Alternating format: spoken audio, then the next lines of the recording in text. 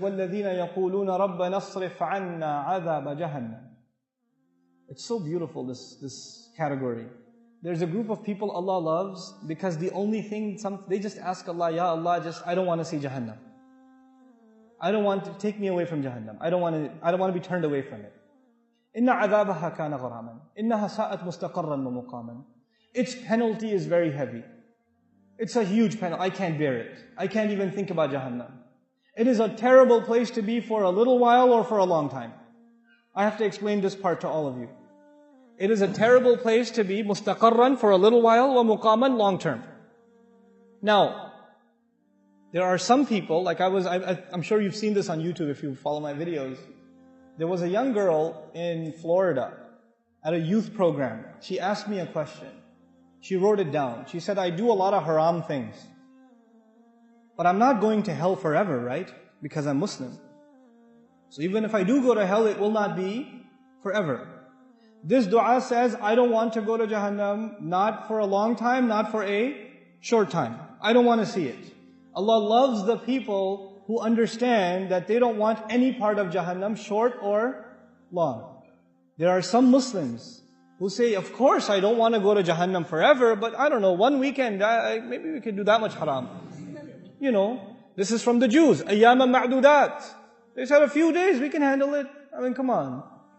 You know, after that is the Jannah, man. It's okay. So then you party here, you pay one weekend price, and then you go back to Jannah. What's the big deal? Allah says, those are not Ibadur Rahman. Ibadur Rahman are the people, the special people to Allah are the people who say, Ya Allah, I don't want to see Jahannam, not for a day, not for 2 days, not for a minute, not for a second, and not permanently. I don't want anything to do with Jahannam. There's an ayah in Surah Al-Anbiya. There's one ayah in Surah Al-Anbiya that describes the least punishment in Jahannam. Jahannam is described in so many places in the Quran, but the least, the easy punishment of Jahannam is described in Surah Al-Anbiya. How easy is it? The person described has not tasted the fire. They have only tasted a breeze. You know, when you have a fire, it has a hot wind. The hot wind is called lafha, with a lam. But the ayah doesn't use lafha. It says, وَلَئِن مَسَّتْهُمْ نَفْحَ, with a noon. With a noon, it actually means a cool breeze, not a hot breeze. And nafha is used when, when you close the door and some hot air comes in, as you're closing the door, that the air that comes in or goes out, that's called nafha. Allah says those people will taste a nafha, air. Not even inside Jahannam, where? Outside. They haven't even gone in yet. And they didn't taste fire, they didn't taste lava, they didn't eat anything, they're just exposed to air. And it touched them barely, massathum, it barely touched them. You know, sometimes you're boiling or frying things and something comes out and it touches you just a little bit. But that's not air, that's liquid. Allah doesn't say air, liquid will touch you. What does He say? Air will touch you and it will barely touch you for a split second. Split second it will touch you. That's it. And it won't even be the full-fledged air. It will be not nafhatu adhabi rabbik. It will be nafhatun min adhabi rabbik, min littaqleel. It's to make it very little bit of air. It's just tiny little bit. So it's not even the whole door was opened and the wind came in. It was like a tiny little, you know how you have window inside the window? A little bit of it opened and a little bit of an air came out and you felt it on your skin just for a split second.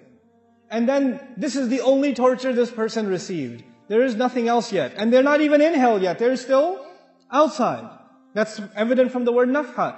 He says, Ya waylana. The person swears, I have never felt more torture ever in my life. This is the worst. I must be in the worst part of hell.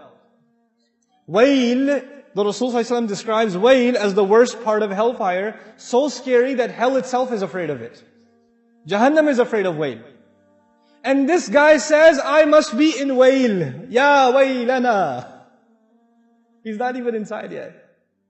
The Muslim understands, the believer, the student of Quran understands, إِنَّهَا سَاءَتْ مُسْتَقَرًّا وَمُقَامًا.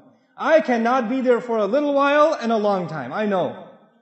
I should not have the mentality of Bani Israel who said, لَن تَمَسَّنَا النَّارِ إِلَّا أَيَّامًا مَعْدُودَاتٍ. Just a few days, we can handle it. You know. I've had long, hard, hot road trips outside with no air conditioning. I'm tough.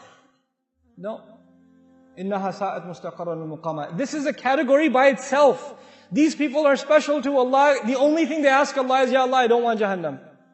I don't want Jahannam. Never, at all. That dua itself qualifies you to be special to Allah. Subhanallah. What a mercy from Allah.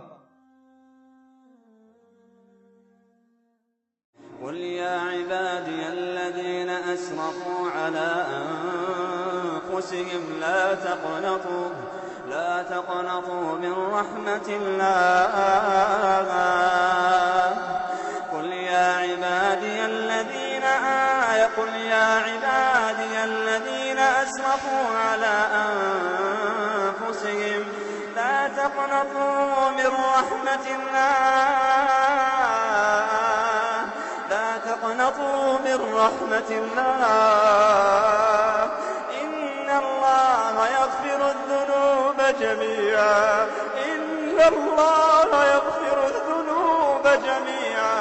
لا تقنطوا من رحمة الله. لا تقنطوا من رحمة الله. إن الله يغفر الذنوب. إن الله يغفر الذنوب. إن الله يغفر الذنوب جميعا. إنه هو الغفور الرحيم.